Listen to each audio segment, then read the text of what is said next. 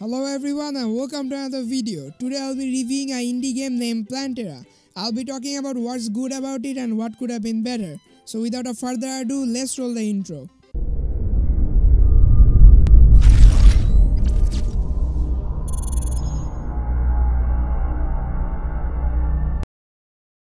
The game developers of Plantera offered me a free Steam key of Plantera a day before release for making content about it.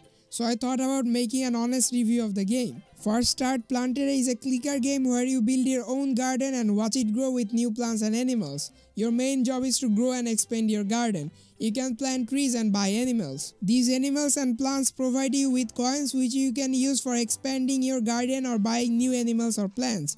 In the meantime, different animals will look to steal food from your garden and you can scare them away by just clicking on them.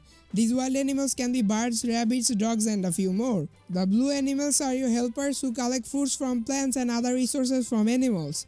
You can pick the fruits and other resources by clicking too. All the resources are converted into coins after collection.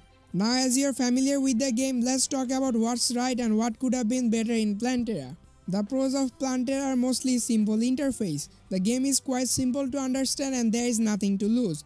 All you have to do is click on resources to collect and also click on wild animals to scare them away. The game can be played by people of all ages because of its simplicity and played when doing other things at the same time. The music and gameplay is refreshing and the plants are good to look at as well. Also it costs just $3. Now let's come to the cons of Plantera and what could have been better. Firstly, your only job was to collect fruits and resources from plants and scare away the wild animals. But hey, the helpers collect the resources themselves. Also, it won't be the end of the world if you don't scare away the wild animals.